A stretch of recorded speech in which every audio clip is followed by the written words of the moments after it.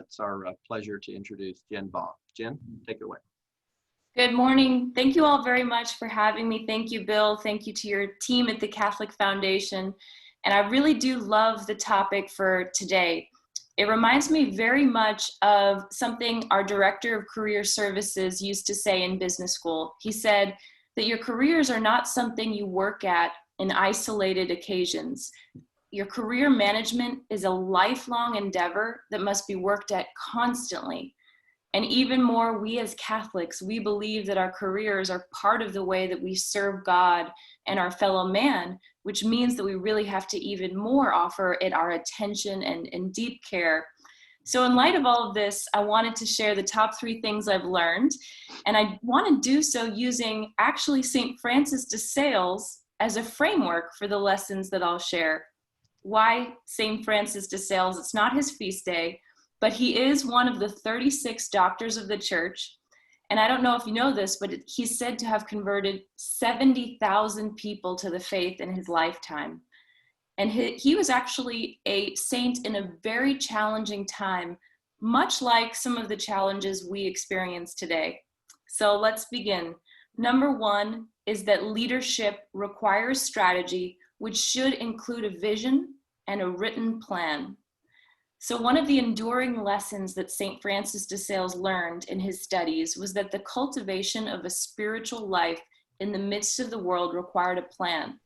He said, a Christian should live in the world without being of the world, and to do this requires a strategy. His strategy was actually a spiritual program to help him avoid the dangers of this mortal life and to walk with a sure step on the slippery path of the world.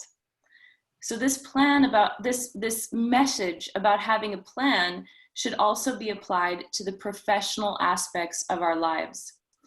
So in a Harvard Business School study on goal setting, a graduating class was asked a single question about the goals in their life. The question was, do you have written goals and have created a plan for their achievement?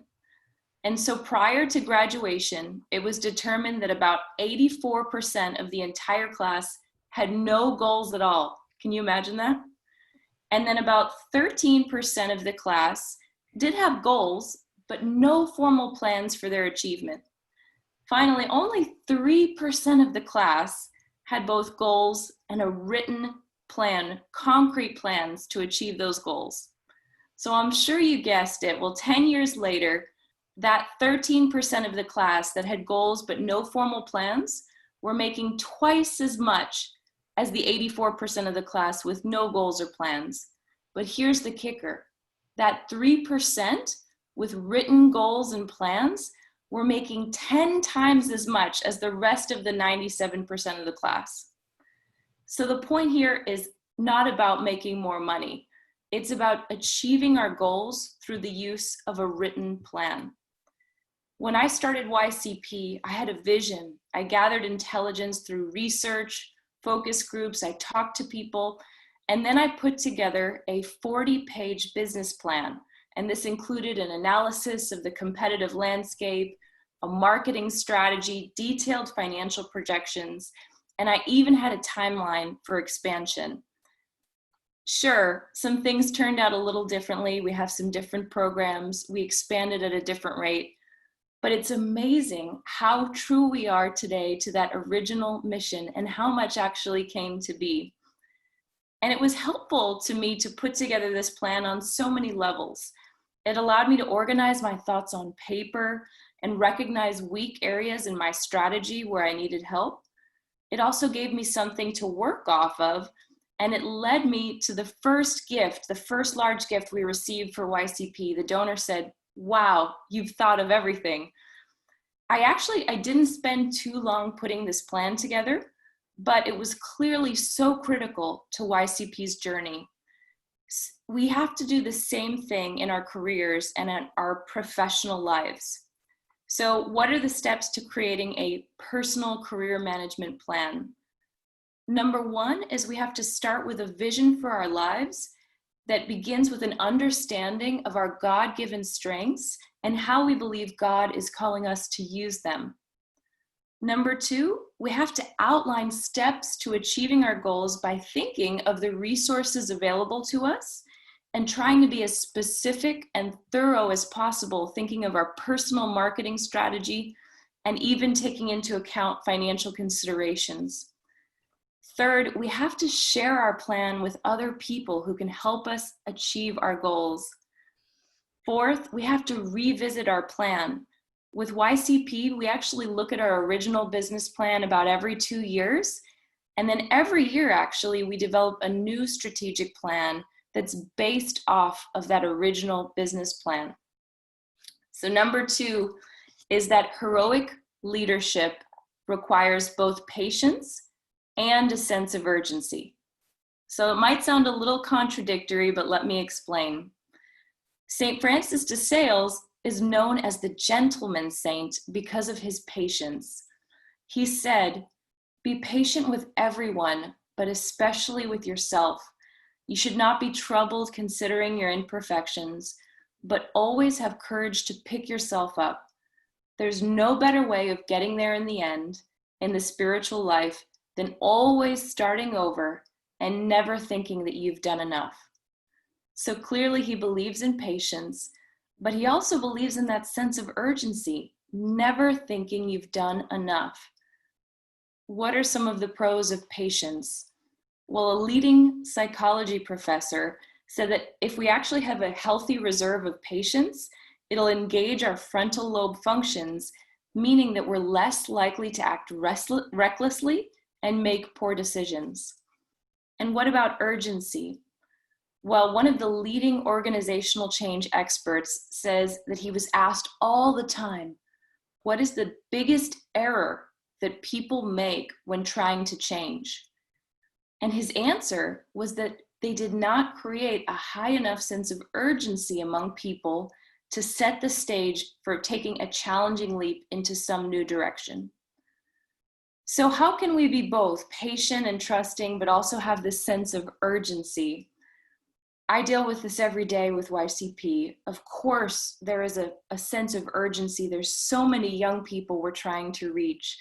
But at the same time, we have to be patient. We have to wait for the resources, the right people to help us expand.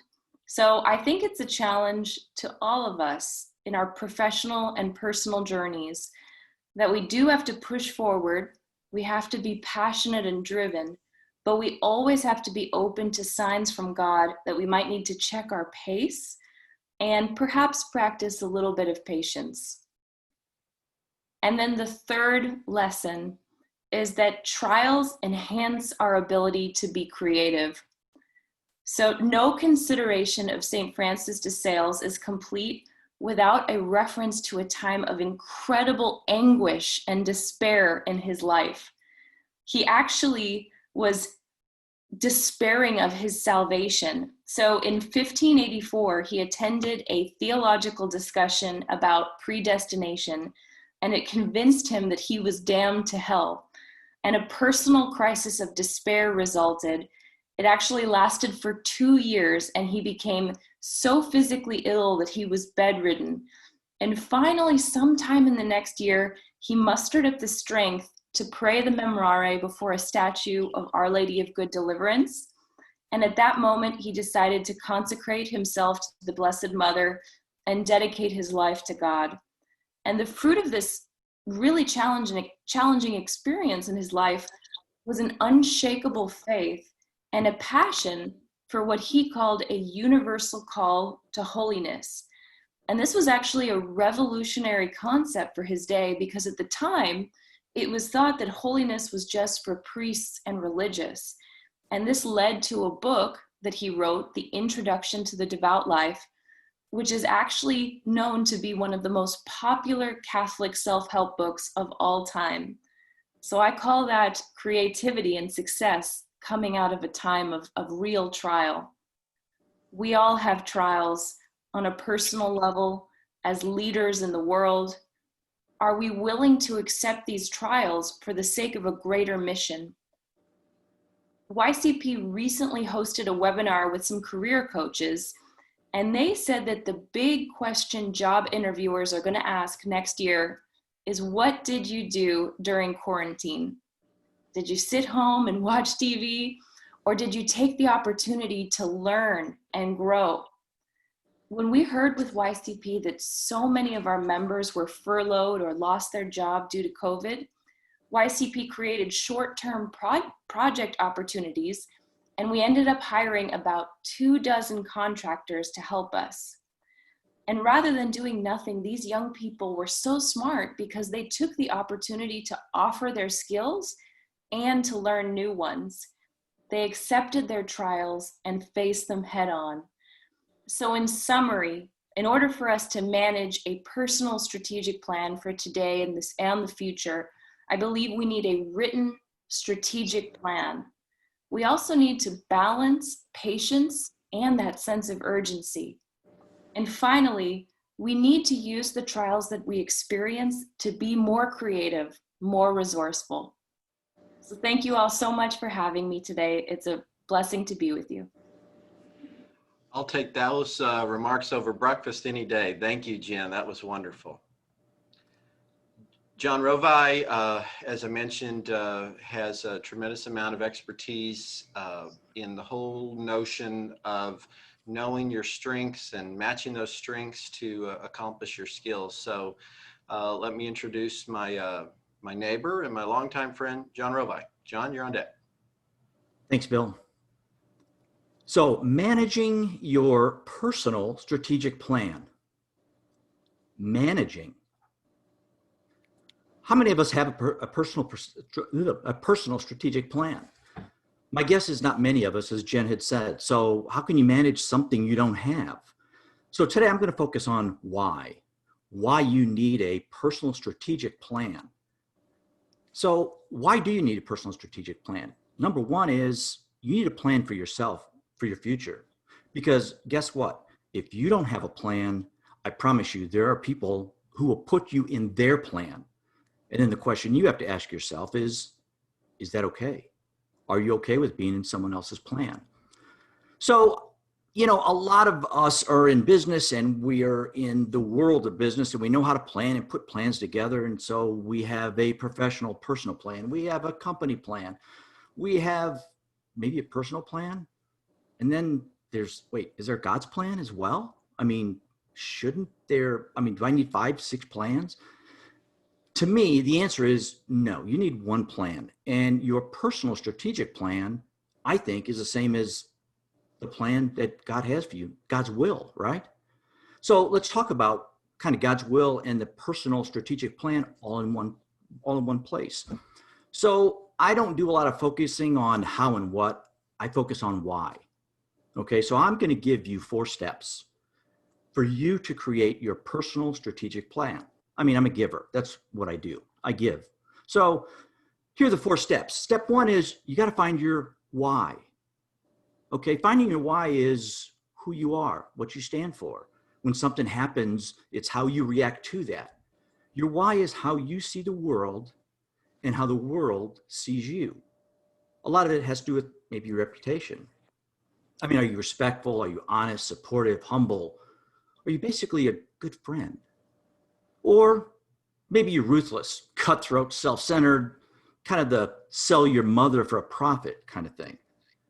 You see, within your why is your greatness, but it's also your sin. It's your good habits, and it's also your bad habits.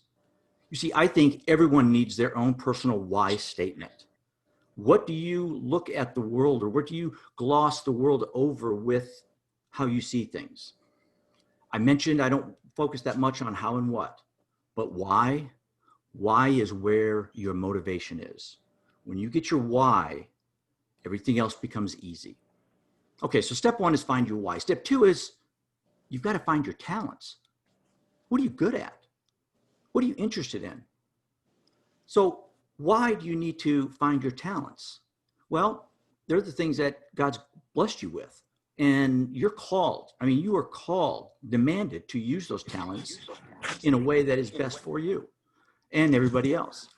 So what are you naturally good at? What are you interested in? When you're daydreaming, what are you thinking about? Better put, anytime you're journaling, what are you writing down? Wait, you don't journal? Come on, everybody should journal. If you want to get serious about this, you need to journal. Okay, so let's step back for a second. Here's what you need to do. Here's how to get really serious about your journaling. Okay, number one, you got to go and look for the most expensive journal you can afford. I mean, I don't go to Walmart. You're not going to do your journaling on a computer. You're going to write things down in a hardbound, leather-bound journal. The reason why you want to do that is two reasons. One is you're going to keep those journals, and in a year, 2 years, 5 years, you're going to look back and somewhat be amazed at what you journaled, what you wrote, what was going on in your life. Some of it is just going to be gold, actually, for you and where you're at. The second reason is only a fool would spend that kind of money for a journal and not actually use it. So you got to have a self-motivation in there to be able to do that. So it takes time. What you want to do, get up every morning, get some quiet time, find a quiet place in your house and write. What are you interested in? What are you skillful at? Because those are not mutually the same. For instance, I think I could play on the PGA Tour in golf, but I probably don't have that skill set. I'm interested, but I have to work at that. And I try to do that as much as I can, to be honest with you. So once you've identified what those talents and interests are, you need to work on them. You need to develop them. You need to hone them in. I have an interest in building furniture. Believe me, I wasn't that good early on, but over a number of years, you get good and the talent comes out. And those are your God-given talents. So first one is you got to find your why. Second is you've got to find your talents. The third one is you've got to dream wild dreams. Why do I have to dream wild dreams? Now, I don't want to say anything bad or negative about goals. Goals are good, but I'm talking about wild dreams. Wild dreams. Why do I say wild dreams? You can't dream big enough for what God has planned for you. You see, when you start to set only goals, you're limited by what you think you can achieve with your talents and your resources. You see, how many of us have gone through life? And I bet every one of us on this call can say, my wildest dreams, I never imagined I would, what? I would be where I'm at, do what I'm doing. I mean, how do you make that happen? The answer is you don't. But somewhere there's got to be some of these dreams. Somewhere deep down, you've got these ambitions, these dreams you want to have and you want to achieve. So again, you got that expensive journal. You're writing down your why and trying to develop what that why statement is. Start writing down your dreams. What are they? I mean, wild dreams. But let's get some structure here. So you want to categorize them into 3 parts: your spiritual dreams, your personal dreams, your professional dreams. Write them all down, categorize them. I would take a month. I wouldn't even start this process of going through these unless you've done this for about a month. And what you want to do, once you have that and you feel like, man, I covered all the dreams I think I want, you want to go ahead and prioritize this. Okay, prioritize them as to what's the most important. And it might be the top 3, it might be the top 5, it might be the top 1. It doesn't matter. Prioritize them and ask yourself, why is this dream so important to me?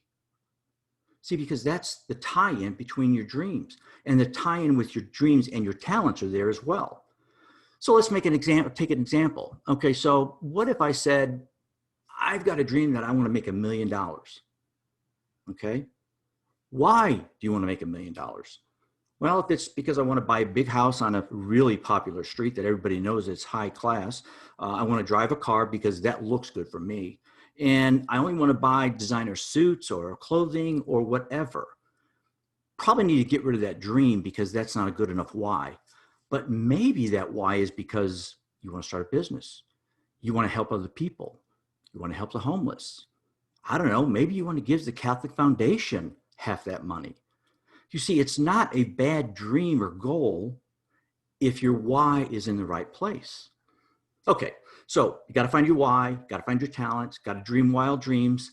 The 4th step in this process is you have to become detached and indifferent to the results. Now, that probably kind of blew your mind a little bit. Let's kind of step back for a second. The first 3 steps are all about you, what you're doing, how you're affecting change and doing things in your life. So why do we want to be detached and indifferent to the results? You see, Being detached and indifferent to the results allows God's grace and God's will to work within your personal strategic plan or God's will, right?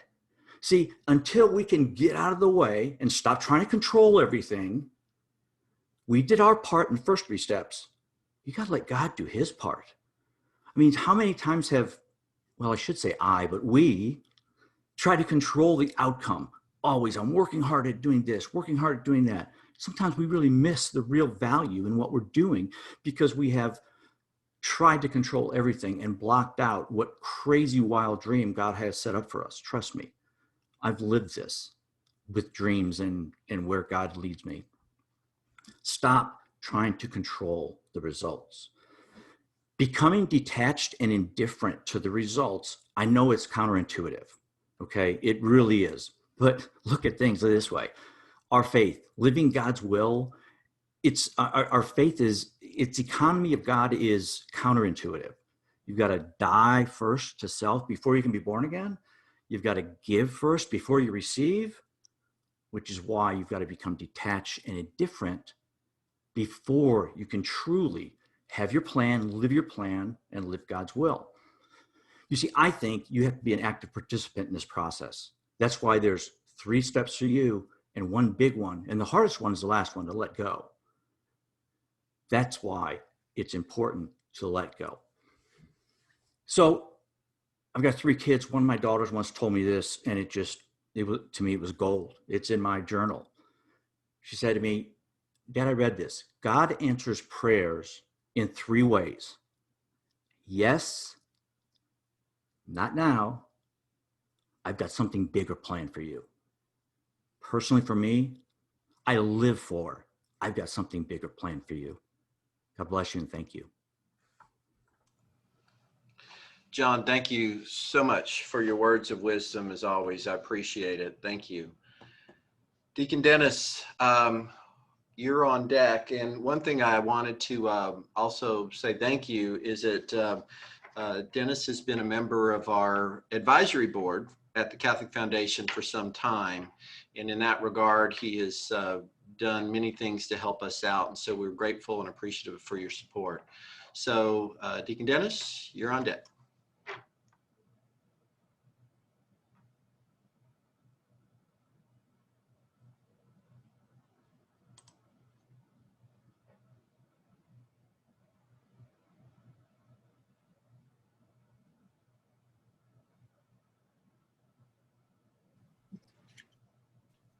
Can you hear me?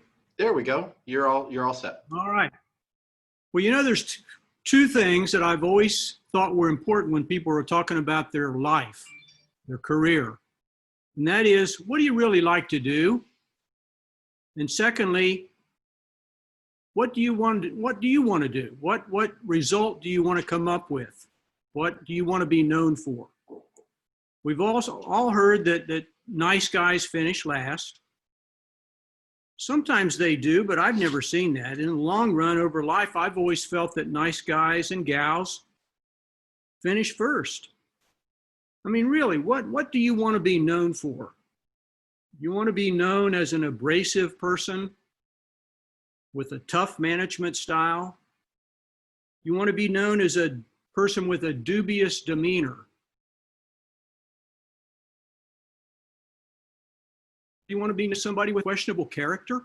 I bet everybody would say no to each one of those. I think it's important to have feedback in your life. I've been blessed to have great mentors my whole life. The people that like you the most, I've always said, are going to be the harshest critics. They're going to be the people that tell you the things that you really don't want to know. I remember my Little League baseball coach was really my hitting coach all the way into college because he really wanted me to do well. He took an interest in me. He told me how to crowd the plate, challenge the pitcher, step up in the box.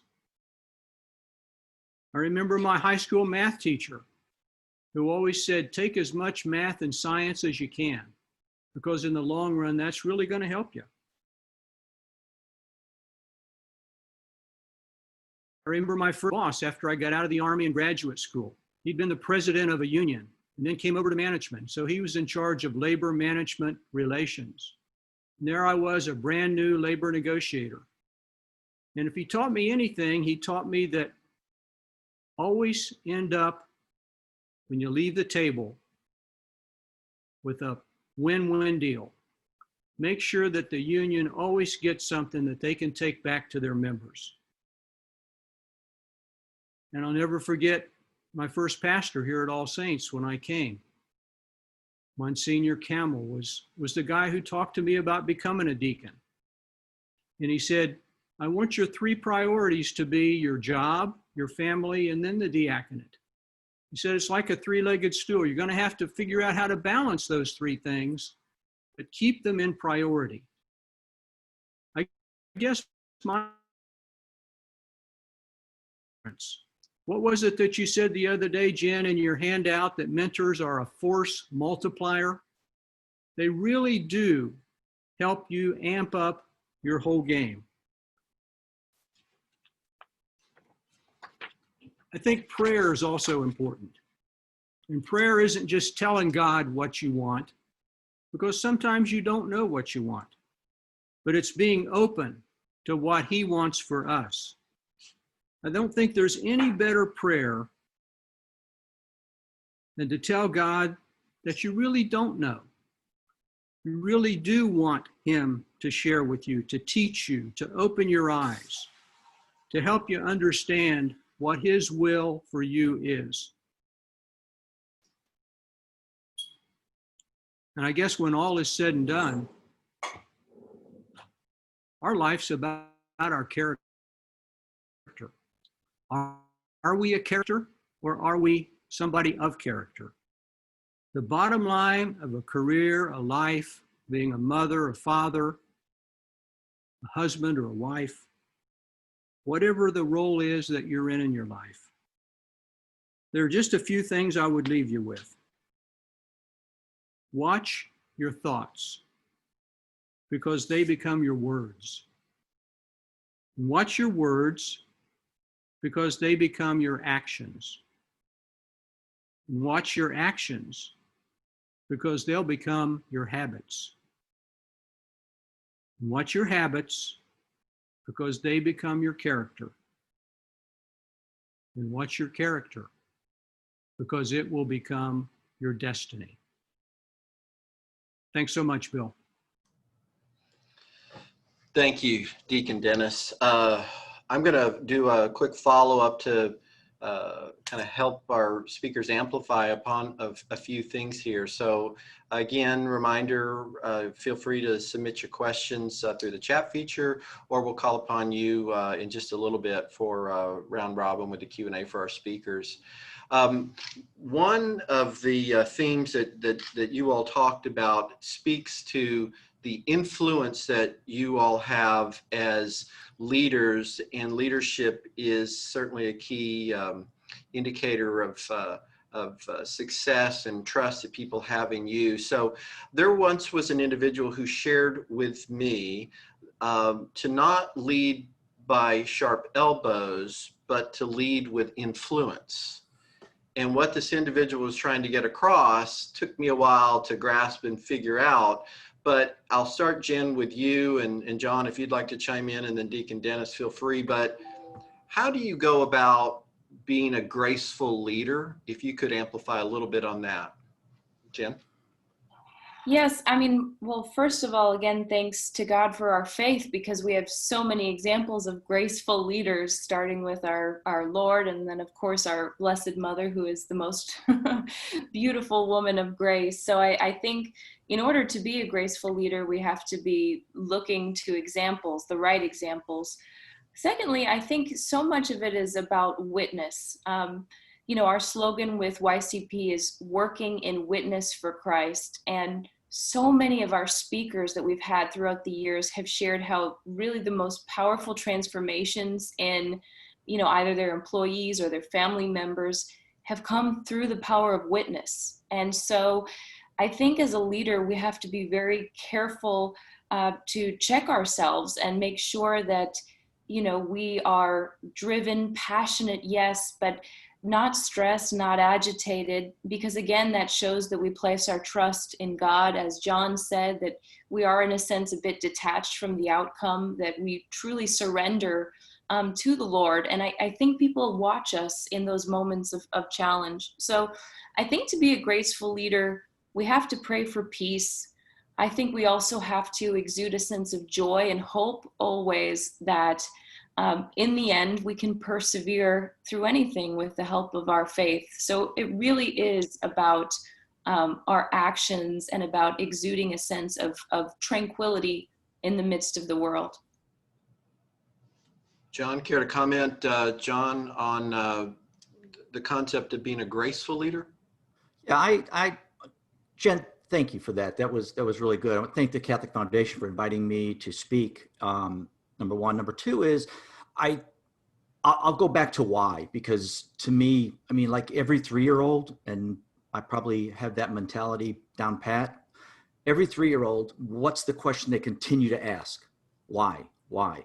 So if you want to be a good leader, why do you want to be a good leader? How are you able to become a good leader, and what's your basis for leadership? It's why. If it's all about cutthroat and making a profit, when a new mom calls and says, I can't come in because my daughter or son is sick and I've got to take him to the doctor, and now it's inconvenienced you as a manager or a department head, that falls back to what your why is. If that's more important than that health or well-being of that child or whatever that individual is going through, I think you have to, my father-in-law used to say, walk a mile in the moccasins of that person and know what they're going through. So I think leadership it's based on who you are, what your why is, and how you're able to handle that situation.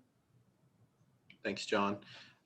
Dennis, could you offer your comments on the importance of being a graceful leader? Sure. I think it comes down to two things, Bill. They're just two words: servant leadership. I think if we put ourselves of service to others, just as Jesus did, our role model, our example, then that becomes our brand. That becomes what we're known for. And that is what I think people are looking for. They want assistance. They want help.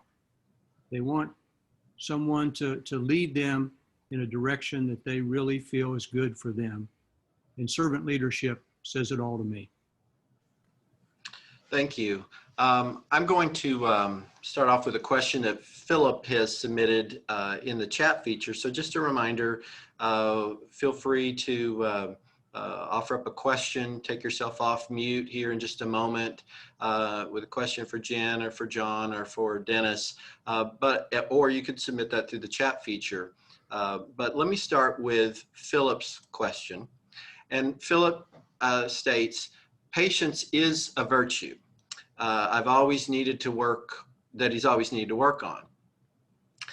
He says, I grew my career in the for-profit world where my peers were racing to accomplish.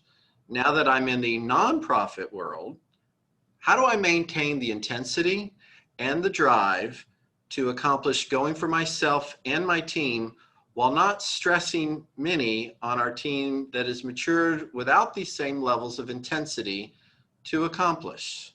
Thanks, Philip. That's a great question. So, Jen, I'll start with you. It is a great question, and Philip, I relate to you so much there. It's challenging, especially when you're someone who has a lot of passion and you've almost grown with an experience of wanting to kind of achieve results and be efficient. And in a sense, that sense of urgency that I was talking about before, it can be really challenging when the people around you don't necessarily have that same drive. And I think what we have to do is, again, as John so wonderfully articulated, is we really have to explain the why. What I try to do with YCP with my team is explain to them that this little report or this spreadsheet or this project that we're working on is not just a project. This leads to this, which leads to more souls that we can reach for Christ, which is a huge reason to act with passion and intensity. So you know, it's something that I really try to do with my teammates, is explain to them that the small actions that we take every day have such great importance. You know, in the business world, people are working so hard on a report for their client. Well, us in the faith world and a nonprofit world, I mean, the work that we do is just as critical, if not more, because it has an eternal significance. So I think explaining that to my teammates, I really try to do that with every little project that we do. And secondly, you do have to be patient with people if they don't have that same experience that you do, that training to be efficient and intense. We have to let them see our work style and model us over time. And in a sense, it's a great challenge for us to be a great leader and also to practice patience. Thank you. John or Dennis, care to talk a little bit about this transition from the for-profit realm to the from the profit realm to the nonprofit realm? I would add that. Thank you, Jennifer. That's a good point. I kind of felt like I heard some guilt or felt some guilt in Philip's question. Wait, can I be a driving, goal-oriented, dream-oriented person in the nonprofit world? I've never worked in the nonprofit world, but my answer would be absolutely. You should be driven. You should be goal-oriented. Don't feel bad about that, number one. Number two is, why are you wanting to have success in the nonprofit world? I mean, if it's because you want those accolades to you or to your team or to the effort, I think that matters a lot. So God expects you to use your talents. And if that talent is driving, moving forward and advancing, an objective, so be it, as long as it's for the right reasons. So I'd say use those talents. They've been given to you for a reason. Don't stifle them. And Dennis, perhaps share with us, given the clients with whom you work, both in the profit realm, the nonprofit realm, a little bit about this transition from one arena to the other. And then we have a couple other questions that have already come in, and we'll move on to those. Let me just tell you two stories. Two of my best friends did exactly what you're talking about. They moved from the for-profit world after a successful career into the not-for-profit. My fraternity brother, Dave Woodyard from Ohio State, is now the president and CEO of Catholic Charities. And my friend Tricia Cunningham, after 20 some years at TI, is now the CEO of the North Texas Food Bank. Both of them definitely felt that they had to shift gears. They felt called to what they were doing. They're doing a great job of it, but they do it in a different way. They do it in a different pace, in a different sense of who they are. But they really know, and I think anybody who makes that choice knows as well. You just have to shift gears, approach it in a different way. And like Don says, do it for the right reasons. You'll do well. Thank you. John, this question is specifically for you.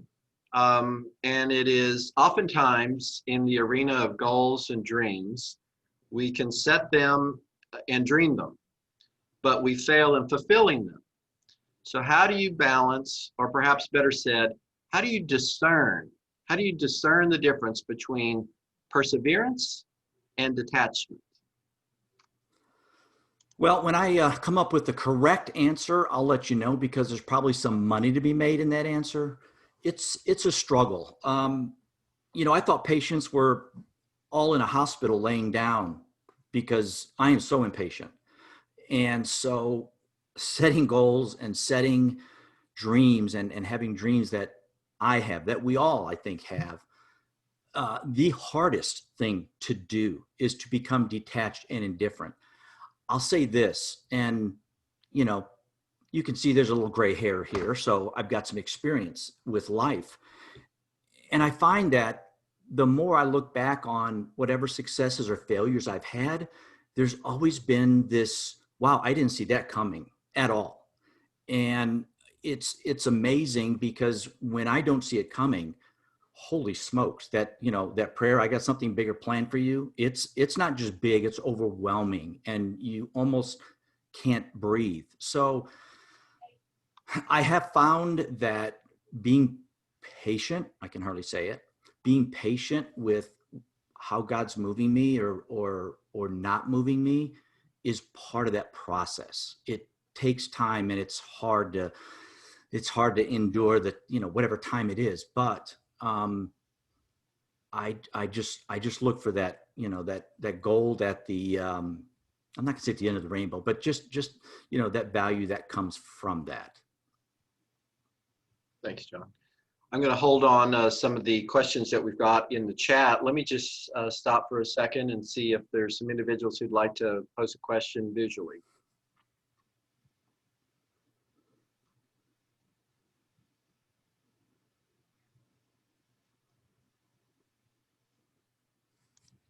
While you're thinking about that, I'm going to pose this other question. And if you do have a question visually, just take yourself off mute and pose the question.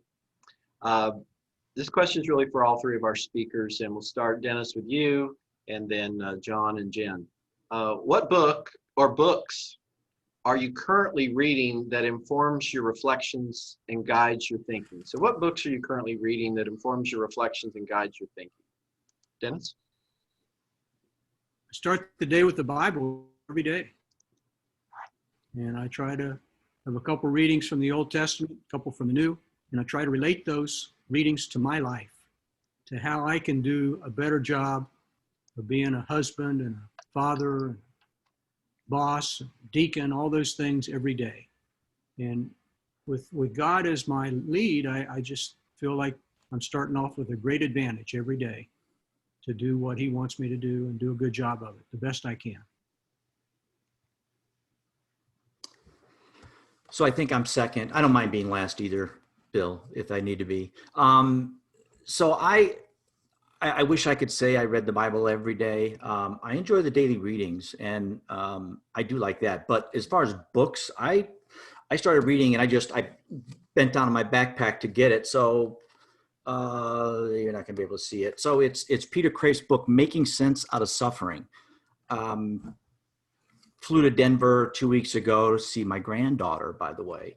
And I started this book and I could not put it down. I'm intrigued, enamored, yet puzzled by suffering and what not so much why it is, but what it does and where we come out of it. And God's plan has so much to do with suffering, and it's really hard for me to wrap my head around suffering. And out of this book, I'm not going to go through a lot of it, but out of the book, the author quotes a lot of philosophers from like way early times. And I don't remember who it was, but said there's really no such thing as suffering. It's how you look at suffering or what you think suffering is, i.e., people living in a shack in India or somewhere, or homeless, that's really suffering. But how do they look at suffering? If I don't get upgraded on a hotel room, I mean, I'm upset. I'm suffering. Really? That's suffering? So it's not the suffering, but it's how you react or how you look at what that suffering or how it affects you. So that's been really top of mind for me, for my reading. I actually recently picked up a book from business school days on negotiation, and I have really enjoyed reading it because it reminded me, we learned that negotiation it's meant to be a win-win exercise. And it also is kind of, we were talking before about creativity. To really be successful in negotiation, you have to be creative. You have to see possibilities that perhaps others might not see in order to offer the best for another person and possibly for yourself. You do have to do your homework. You have to do your research, but it's also a fun exercise because you can be creative. So that was a book recently. And then I just started reading The Great Divorce by C.S. Lewis. I don't know if anybody's read that here, but it's just a wonderful reminder about the reality of hell and heaven, and a reminder that all of our actions really are so critical to our eternal goal. So I like to read a little bit of both, some professional book and a spiritual book to kind of help me stay grounded. Thank you. Let me just invite anybody who would like to visually pose a question, and then I've got a couple of follow-up questions here to share with the panel. Anybody like to pose a question?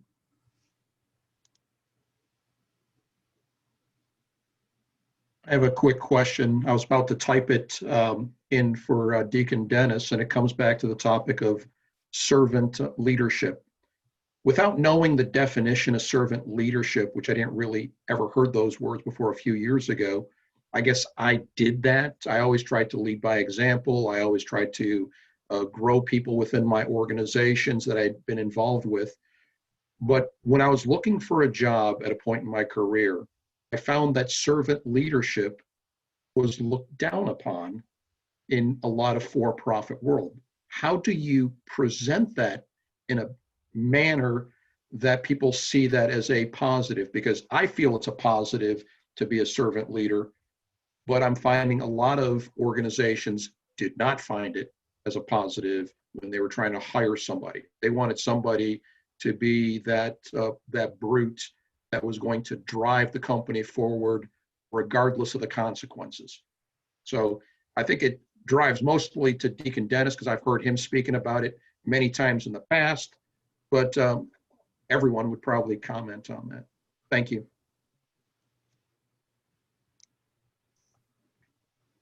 So my experience with servant leadership is really totally wrapped up in what I do for a living. I help companies who have to let people go. I help those people that have lost their job find a new job. And the only way I know to do that is to pour myself out to that person and let that company see that we genuinely care for the person who needs that help. And I found that to be now 30 some years later, something that really resonates with most people and most organizations. Sure, there might be some companies, and we can all probably put together our short list of companies that probably don't care for their people as much as others. But the companies I work with care for their people because they let them go, they want them to get on with their career, another job that's comparable or better than the one they had. So that's how I try to live my life, and hopefully that works long-term for most people, if not everyone. Philip, I see St. Joseph behind you. And I can't help but think of him as such a wonderful example of servant leadership. And I think sometimes when people think of him, they mistake him as being passive. You know, maybe they would think of him as the way you're describing some corporations would think of servant leaders. But I think all of us, we take note of his incredible courage. You know, he was willing to accept our Blessed Mother when the angel said she was with child and taking her in as his wife. And then when the angel said he was to flee to Egypt, he, with great trust, you know, went there and persevered as a foreigner. I just think he's such an incredible example of leadership. So I think we have to be willing to articulate that when we are servant leaders, that doesn't mean that we are going to back down from challenge or from perseverance or from working hard. It just means that we serve, you know, we serve our fellow men because of our desire and our love for God. Maybe we don't say it in those exact words in the corporate world, but I think we have to articulate that we are full of faith and trust. But also we exude a sense of humility because of our love for those we work with and desire to serve. So thank goodness for St. Joseph.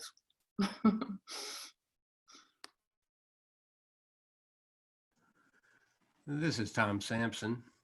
You know, it seems to me that as a servant leader, one of the attributes of a servant leader is to focus on the people that you have around you and helping them grow, and in the words of Matthew Kelly, to become the best version of themselves. And so I think if you present yourself in a job search or in a role where you're trying to grow and become a leader, that's a good mantra to kind of use to explain what servant leader means. Because if you do, in fact, help other people become the best version of themselves, that's being a servant leader.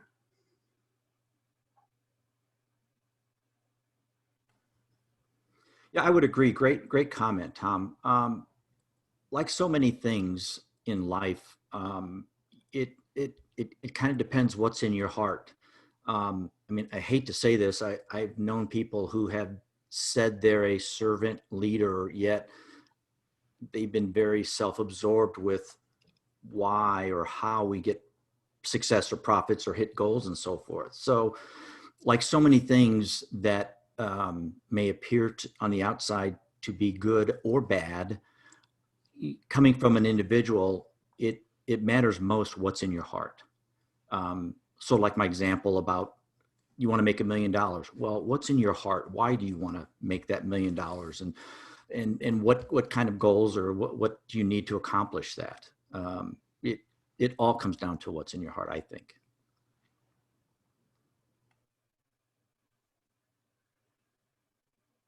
Yeah, I think, when you look at leadership, what does that imply? A leader implies you've got some folks around you who are following you, and typically in today's world, we probably think of that as a team.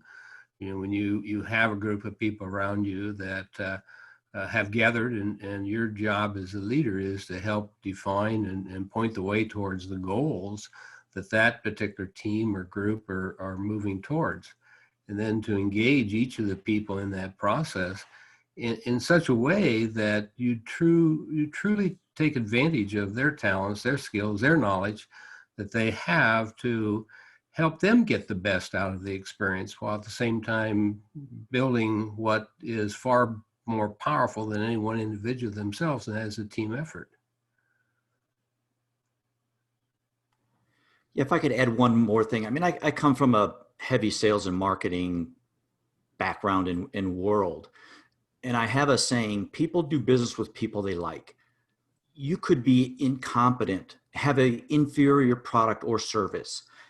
And if people like you and they just want to be around you, you might just get that business, number one. Number two is, it's no different in leadership and management in running a business.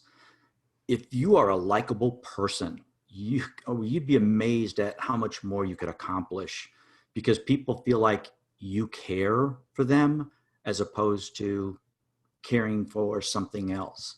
So it goes just beyond leaders and leadership, but are you creating or putting together an environment that is family-esque, family kind of based, I guess you can say, because where do we feel good? We feel good with our family. And if it's a work family, if it's a spiritual family, if it's a family, that's, you want to be in all those places, I think. And I think, you all touched on one of the key points, I think, that I find in working with people, particularly people who are in transition, is that you really got to start by discovering who you are and what are your core talents, your core interests, the passions that drive you. And when you begin to uncover that, it's like peeling the layers of an onion. When you peel them back, you begin to see some new, fresh things. And I think, several of you have shared the ideas of how one does that, through the journaling, through other kinds of processes. But I think that's an important step, because when you understand yourself, you now have a handle on what it is that motivates you and what is it that brings satisfaction to you. And that's what it's all about. We're all wired differently. Everyone here on this call is a unique human being. And you all have developed, who you are through a process of life experiences, many of which started way back when you were very young. I mean, you back in the early days of even your grade school processes. All those helped craft who you were. And then those mentors that Denis mentioned and others have mentioned here is so important in the formation of who you are. And I think understanding that process, not only for yourself, but for others that you work with, are so key to the formation of who you are as a leader. And to me, those are important processes. Unfortunately, what you find, and what I've experienced in mentoring and coaching some people who are in transition, is that people don't realize or take the time to stop to think about that until they hit that in transit time. And now all of a sudden they say, wait a minute, I need to go. So, I'm out of a job. I've never looked for a job before. And to suddenly come face to face with the reality that, they may have, first of all, it sets in probably fear, but then as they begin to understand themselves and begin to uncover some of these, core who you are type of things, you begin to think about other types of things, including some of it. You mentioned the fact of moving in from the for-profit world into the not-for-profit world, and that for experienced and senior people. I think, Dennis, you mentioned some people who basically had done that, from very senior level roles, stepped into leadership roles in not-for-profits. But all that is being comfortable in your own skin and finding that. And to me, the times we're in right now, which are really challenging and present great opportunity, a great opportunity for people to step back, discover themselves, look around the world and find those places where they can and truly impact the world. And at the same time, bring great satisfaction to themselves, knowing that they probably are doing the work that God had intended them to do. And I think that, all of us believe that God created us uniquely, and in that unique creation, he had a plan for us. But unfortunately, we go through life maybe not even thinking about what that plan might be.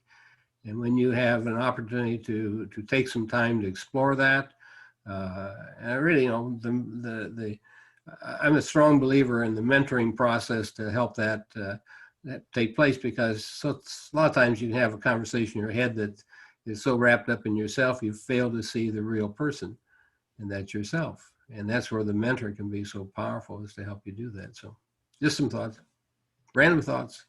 You made a comment that ties in with a question that I received, and it deals with in our socially distant work environment that we're in and have been in for the last couple of months. And quite frankly, we don't know how much longer this will continue. But for John and for Jen and for Dennis, question for you is, are there different approaches that people should be taking to manage their career in this socially distant environment? The subset of the question dealt with, I'm used to dealing with people face to face. I'm not so much used to dealing with people over the phone remotely, not necessarily seeing a face. I'm sending people emails. I don't want to bother them, become a pest per se. So if you are trying to go about managing your career and you are networking, are there some different approaches, guidance that you might offer in this current environment that may have been different in the previous world when we were all together face to face, not 6 feet apart? Yeah, Bill, I'd like to take that first. So I think first you have to acknowledge the reality of where you're at. Okay. And for me, I jokingly say I use 10,000 words a day, and if I don't use them up, my wife's in trouble that night. So for me, it's face to face. It's being in front of somebody. It's going through projects and solving problems. This new normal that we're in, I had to kind of step back and say, okay, what's the situation? I could cry and complain about it, and woe is me, and I wish I could do this or that or something different, but I can't. So what's the point in even focusing on it? Number one. Number two is, this sounds kind of strange maybe, or anal retentive, I don't know, but everything I do, I define what success looks like. So that changes from project to project, from endeavor to endeavor, from anything. So once you number one, have a grasp of what that reality is. Number two, now you have to redefine what success is based on a Zoom call. And I bet I've done 50 of these, and I do a lot of training and speaking. And so I have to try to define how do I succeed for, number one, my talents, the company I work for, and just kind of what I do. So it is trying times. Are these the best of times? No. But the good news is we're all on the same playing field. There's no sense in trying to complain why I can't get in front of somebody or see somebody. So, you just make the best of it. And whatever happens, you know what? I think many people understand that it is what it is. Yeah, that's great advice, John. I also think in times like this, we've mentioned this before, but it's a chance for us to be more resourceful. And what does that really mean? It means to discover resources that might not be readily available to us by thinking of bigger possibilities. When someone might say the answer is A or B, you creatively come up with C.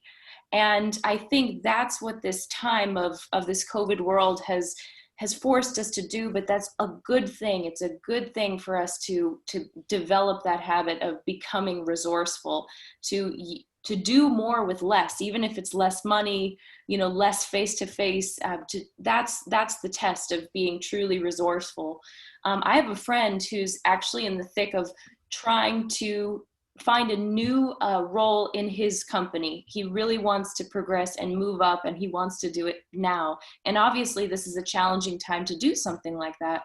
But what he's been able to do is set up short video conversations with very senior leaders at his company by crafting a really effective email and being very efficient with his time with these very busy people. And it's amazing the types of people at his company he's been able to video chat with, when in a previous world, it would have been harder to schedule face-to-face meetings with these individuals who are so busy. So I think it's really about being creative. We can't pause our lives just because of what's happening around us. We just have to find a new way. So picking up on what John and Jen said, it is what it is. So what? Change is the only constant we're ever going to see in our life, so get used to it. It will make us stronger. Be resourceful. You're all familiar with Bloomberg TV. There was an interview over the weekend, maybe you saw it, of Mark Cuban by David Horowitz. David's done a series of these interviews over the past several years. And Mark Cuban, when he gets to talking about himself and how he got into what he's doing and how he's been successful, it's all about being resourceful. It's all about finding something that he loved to do, working harder than anybody else was willing to work, and being really good at it. I encourage you to pick up that on a podcast or whatever and look at that. It's a 30-minute interview between Mark Cuban and David Horowitz. I think it really speaks to what we're talking about this morning. We have less than 10 minutes before we wrap up this conversation. And so again, just on behalf of the Catholic Foundation, we want to thank all of you for your gift of your time and your presence, even though it's virtual today.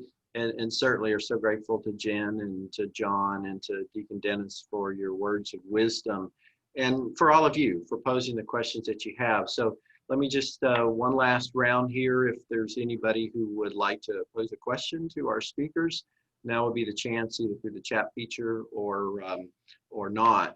While you're thinking on that, just a reminder that we have these sessions every 3 months. So we'll be meeting again. Hopefully it's in person, but if it's not in person, we'll meet virtually the first Wednesday of December.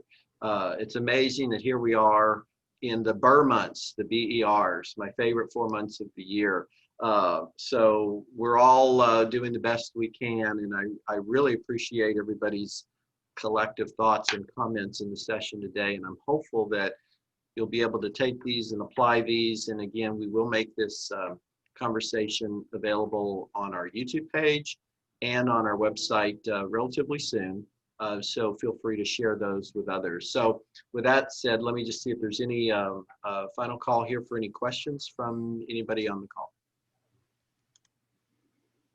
Hi, this is Joel Rodriguez. I just wanted to say this thing reminded me of C.S. Lewis when he said one time, most of the time we don't need to learn anything new. We just need to be reminded of what we already know. And as I go through my notes on what was spoken over here, I already knew a lot of this stuff. And I really need to go back and remind myself and go through my plans and see how do I need to adjust them and to face it, basically look at this new reality and be more effective at it. So thank you much for these reminders.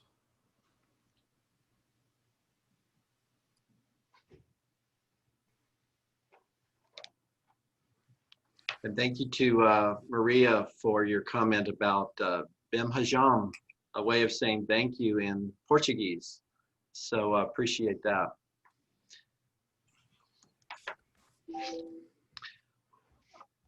I think we'll go ahead and wrap things up. Again, thank you, Jen, and thank you, John, and thank you, Dennis. On behalf of the Catholic Foundation, we wanted to recognize you all in some way as appreciation for your insightful comments today. So we will be making a financial contribution on behalf of all three of you to an organization that's near and dear to us. It's one that many of our donors send grants toward, and you're all familiar with this organization. But St. Vincent de Paul here in Dallas will be receiving a financial gift, again, on behalf of all three of you as a way of our thank you for all the support that you've provided everybody on today's session. So let me just go back to Jen and John and Dennis, parting thoughts that you have to sort of, and I think I'm going to wrap this up with Dennis, because as you're used to in your role as a deacon, you send us forth with good news. And really that's what all three of you have offered, I believe, to us today. It's good news. So Jen, I'll start with you, and then John, and then Dennis, will have you wrap us up, and we'll close out. So send us forth with your good news. What would you like to share? I'd just like to say thank you. It's been a wonderful discussion, and I think it's a blessing that all of us can sort of be on this journey together, that we're not alone, and that we can continue forth knowing that we're supported in faith and with a wonderful community. So thanks for having me, Bill. Thank you. And I'll reflect what Jennifer said. What a blessing to be able to be on a call like this and to have the opportunity to share thoughts, experiences, feelings, and hopefully and I mentioned, I really do, not so much write out, but I define what success looks like. And believe me, this call, success to me is if any one person got any one thing of value that they can think about, that's success. That's to me, that's my why. And so hopefully one of us was able to do that for one of you, and who knows where it takes you. And then lastly, I'll say, dream big dreams.